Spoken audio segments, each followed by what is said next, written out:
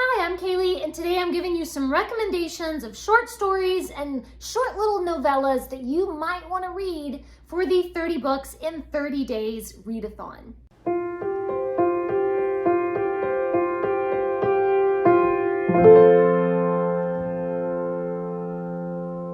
In September, I am hosting the 30 Books in 30 Days readathon, along with my co-hosts Read a Book Gem and Naomi's Bookshelf. If you're not already subscribed, I will leave a link to their channels down in the description. And of course, please do subscribe to this channel and give this video a big thumbs up if you love short stories and novellas. Some of these recommendations are just random books that are short. A whole bunch of these books are going to be classics that are available for free at Project Gutenberg, so wherever I can, I will try to leave a link down below where you could find a bunch of these for free. And some of these I have chosen very specifically to meet the challenges for the readathon. So one of the challenges in the readathon is to read a short story that is between 30 up to 39 pages long. And I was actually surprised. I found quite a few that would meet this challenge. One of them is The Road Not Taken poem by Robert Frost, which is illustrated beautifully in this Familius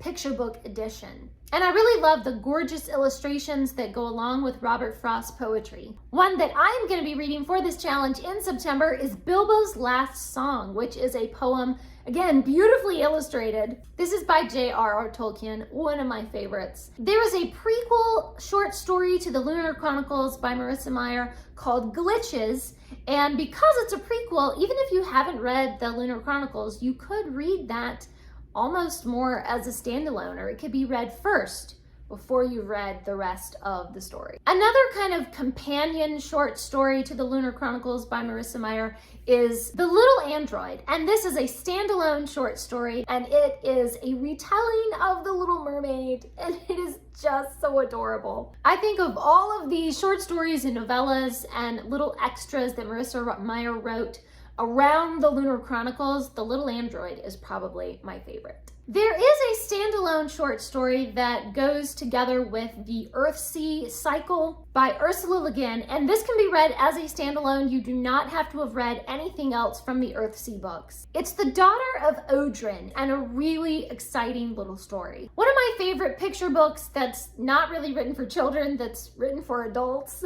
is Alexandra and the Awful, Awkward, No Fun, Truly Bad Dates. This is by Rebecca Manley, and it's about this woman who challenges herself to go on a whole bunch of blind dates and her terrible experiences. It's actually really funny and encouraging, and I really liked it. One of Mark Twain's short stories is The Man Who Corrupted Hadleyburg. It's also one of his more popular short stories. And I did find one fairy tale that is 37 pages long. It's The White Cat by Marie Catherine de Aulnoy. I found this in my book, The Mammoth Book of Fairy Tales. This is edited by Mike Ashley, but you could probably find this fairy tale elsewhere in other fairy tale collections as well. So then I have a bunch of other short story recommendations. However, most of these, I don't think there are any short stories that are exactly 30 to 39 pages. Some of them are shorter, some of them are over 40 pages. So yeah, but short stories. Elizabeth Gaskell has a lot of really great short stories. Some of them can be a little depressing sometimes, like everybody dies at the end, but they're still well worth the read. A bunch of my favorite short stories would be the Jungle Books. People tend to think of the Jungle Books as just being about Mowgli, but actually they're short stories about Mowgli and other short stories as well, like Rikki Tikki Tavi, a whole bunch of other things. I mean, Rudyard Kipling wrote a lot of short stories. Just pick up a Rudyard Kipling collection of short stories and you're ready to go. Of course, Sherlock Holmes, most of those are short stories, and most of them are between like 15 and 20 pages long, so very quick little reads for Sherlock Holmes. If you read some of the Sherlock Holmes short stories and you decided you wanted something more, you could always read the first Sherlock Holmes book, A Study in Scarlet. O. Henry is known for his short stories and The Gift of the Magi and all of those. Magi? I don't know. But so many just lovely beautiful short stories from O. Henry. Mark Twain, of course, lots of short stories from Mark Twain. The book that I have that is my collection of short stories is like massive. Like it's just this huge book of Mark Twain short stories, lots of those. And Charles Dickens, also known for doing a lot of short stories. If you go on Gutenberg, you'll find a whole bunch of short stories by Charles Dickens. I don't tend to like the short stories by Charles Dickens. I think he really shines in his longer novels where he can, make this really complex plot and characters and everything. But the short stories are fine. One of my favorite fairy tale collections of short story fairy tales are the ones that are edited by Andrew Lang. These are the kind of color-coded collections of fairy tales. They're always beautifully illustrated and I enjoy reading these. I've read most of this series. The Irish Hero Tales by Michael Scott is 125 pages of short stories about Irish folk tales. And Folk Tales from the Irish Countryside is 123 pages of short stories. So you could count that as one book because it's pretty close to being that 100-page mark. Or you could just count each story separately as short stories. Similarly, The Adventures of Tom Bombadil and Other Stories from the Red Book by J.R.R. Tolkien is a collection of short stories and poems about the Lord of the Rings in Middle-earth, but it's only 64 pages long. So you could count each separate short story as a separate thing, or you could just count the whole book together as one book, however you wanted to do it. A couple of shorter kind of novellas from J.R.R. Tolkien is Mr. Bliss and Roverandom, which is 128 pages, but Roverandom has a lot of illustrations. So, it's not really that long. It's just lots of illustrations. Editha's Burglar by Frances Hodgson Burnett is one of my favorite little stories. The Sleeper and the Spindle is a retelling of Sleeping Beauty and kind of Snow White by Neil Gaiman. The Bird's Christmas Carol by Kate Douglas Wiggin is one that I reread every Christmas, but it doesn't have to be Christmas to read it. Like, it's just so lovely at any time of year. Esio Trot or something by Roald Dahl is this hilarious little story about a turtle, or a tortoise, sorry, not a turtle, a tortoise, and completely adorable. Fantastic Mr. Fox is an exciting adventure by Roald Dahl, and that one is 81 pages. The Ballad of the White Horse by G.K. Chesterton is 82 pages. These are all just in completely random order. Like, there's really no order other than page count, sort of. I'm just throwing out random stuff. The Cricket on the Hearth by Charles Dickens is one of my favorite novellas from Dickens. And then we have a whole bunch of the short little princess tales by Gail Carson Levine. So there's The Fairy's Mistake, The Princess Test, Princess Sonora and the Long Sleep, Cinderellas and the Glass Hill, For Biddle's Sake, and The Fairy's Return. I've read all of these and I really do enjoy them. I mean, if you don't come into it with like too many high expectations and you just want a fun little silly fairy tale retelling, then they're very enjoyable. The Reluctant Dragon by Kenneth Grahame is one of my favorites from Kenneth Grahame. He just has such a charming storytelling style. And then there's the Wool, I guess you could call it sort of trilogy from Hugh Howey. If you were looking for some sci-fi, this is the one. Another Roald Dahl that I really like is The Magic Finger. That one's really just more like a short story because it's so short. Another Roald Dahl is George's Marvelous Medicine. I do just love Roald Dahl. Now, the Chronicles of Narnia books are way too long to fit into that close to 100-page sort of category. However, if you just wanted to get in some Narnia, you could read Thomas Williams' Knowing Aslan, which is this short little book, and it just kind of analyzes the spiritual themes in the Narnia books. Most of the Mary Poppins books are a little too long, but the one that is the shorter one is number 5, Mary Poppins in Cherry Tree Lane. You don't really have to read the Mary Poppins books in order. So if you've never read a Mary Poppins books and you just wanted to start with the 5th one, as long as you kind of know the basic story of Mary Poppins, you're pretty much good to go. One of my favorite series when I was a little kid were the Encyclopedia Brown series.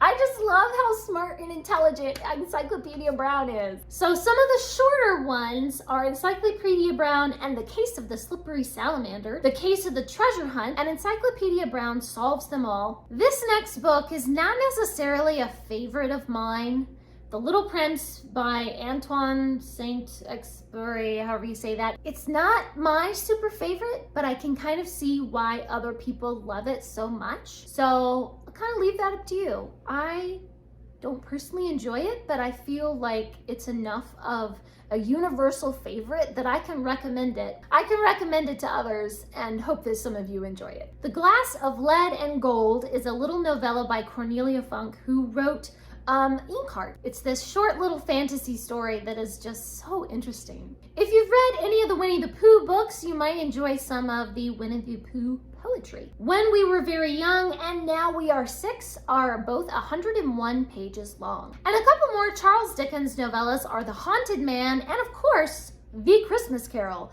The Battle of Life by Charles Dickens is another good one, 116 pages. And The Chimes is kind of similar to A Christmas Carol, but it's set at New Year's. But it's a basic premise of a man who kind of his life flashes before him and then he decides to become a better person. One of my favorite books when I was a kid was Help, I'm a Prisoner in the Library. It's just this funny little middle grade book about two kids who are accidentally locked into the library overnight, and there's a blizzard and they're stuck. It's really fun. It's by F. Clifford. These next two are two of my favorites from Mark Twain, Tom Sawyer Abroad and Tom Sawyer Detective. Plenty of people read The Adventures of Tom Sawyer and never realize that there are two other books about Tom. So Tom Sawyer Abroad is absolutely hilarious, and Tom Sawyer Detective is very mysterious and exciting. One of my favorite books by George MacDonald is The Light Princess. This is such a beautiful and just so imaginative fairy tale. George MacDonald really has this special genius for fantasy. The Light Princess, if you don't read anything else off this list, read The Light Princess. Even if you have watched the movie of Chitty Chitty Bang Bang, let me tell you, you do not know the story, because the book of Chitty Chitty Bang Bang is so totally different from the movie. And it is hilarious and fun and fantastic. Most of the Spiderwick Chronicles books, starting with the Field Guide, are around 100 pages. So if you've ever wanted to read the Spiderwick Chronicles, now is the time to pick those up. They are so fun. If you're in the mood for a heartwarming, really sweet classic, that would be Goodbye, Mr. Chips. This is by James Hilton and it's 115 pages. If you're in the mood for a rip-roaring, hilarious mystery adventure, that would be The Oakdale Affair by Edgar Rice Burroughs. The 39 Steps by John Buchan is a spy mystery, and that one is 118 pages. And of course, you could read some of Jane Austen's Juvenilia, Love and Friendship. A Finder's Magic by Philippa Pierce is a sweet little fantasy, and it's 119 pages. Now, unfortunately, the Harry Potter books are much too large for a challenge like this, but you could, of course, read Quidditch Through the Ages, or The Tales of Beetle the Bard. A book that I'm going to be rereading for my 30 days is The Voyage of Barracks by Stuart Petrie. This is 120 pages, and it's about a family that connect a big balloon to their house and they go sailing all around the world. It's always been one of my favorites. I think I've reread it like 15 or 20 times, and I always enjoy it. The Time Machine by H.G. Wells. So if you were looking for some classic sci-fi, The Time Machine is a great one. Skunk and Badger by Amy Timberlake does have some illustrations through it and kind of larger type. Skunk and Badger is very similar in tone to The Wind in the Willows, and it's one of my favorite books. I have just completely fallen in love with Skunk and Badger. If you love the Nanny McPhee films, then you would love Nurse Matilda by Christiana Brand. Nanny McPhee was modeled off of Nurse Matilda. They just changed the name. I don't know why. So those are my recommendations for short stories and novellas and some shorter books that you might want to keep in mind for the 30 books in 30 days readathon, or if you're not doing the readathon and you're just looking for something short. I am going to be doing another video with all of my graphic novel recommendations and some plays that I recommend for 30 books in 30 days. So stay tuned for that one coming soon. Please leave me a comment down below and let me know what are some of your favorite short story recommendations that you would recommend to everyone to read for the readathon. Thanks for watching. Please subscribe, and remember, the right book in the right hands at the right time can change the world.